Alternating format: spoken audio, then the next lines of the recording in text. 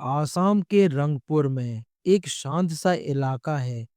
दिन में लोग घूमने आते हैं, फोटो लेते हैं और शाम होते ही वापस चले जाते हैं।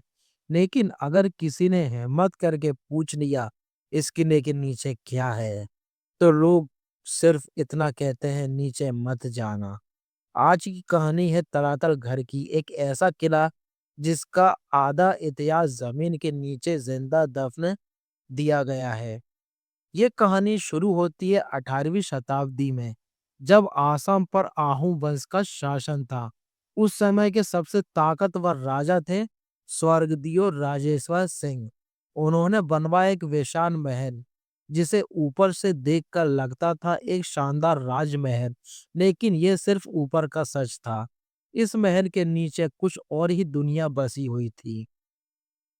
तलातल घर के नीचे कई फ्लोर जमीन के अंदर बनाए गए थे। ये फ्लोर राज्य के दुश्मनों के लिए, राजद्रोहियों के लिए और उन लोगों के लिए थे जो राजा के राज जानता था। कहा जाता है जो नीचे गया वो या तो टूटकर निकला या फिर कभी बाहर ही नहीं आया। अंधेरे कमरे, पतली सुरंगें और हवा तक का रास्ता बंद। यहाँ आवाज भी चीख बनकर वापस आती थी।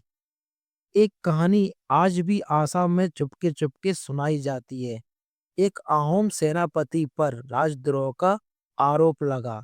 बिना किसी खुले ट्रायल के उसे तरातर घर के नीचे एक कमरे में बंद कर दिया गया।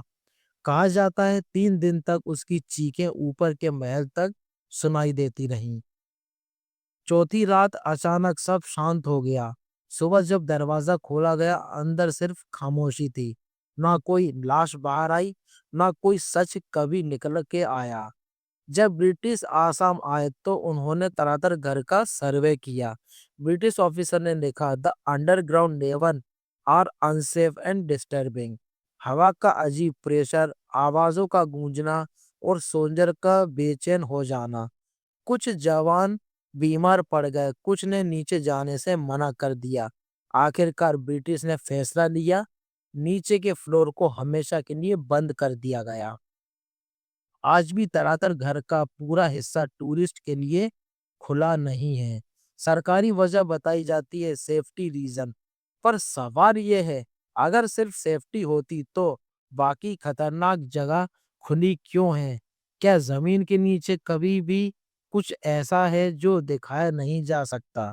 तरातर घर का डर किसी भूत की वजह से नहीं है, इसीलिए है क्योंकि ये जगह याद दिलाती है कि जब राज्य बेचाने के नाम पर इंसानियत को जमीन के नीचे दबा दिया जाता है, तो वो चीखें कभी न कभी इतिहास बनकर वापस आती हैं। और शायद ही तरातर घर आज भी वही कहानी चुपचाप सुनाई देती है।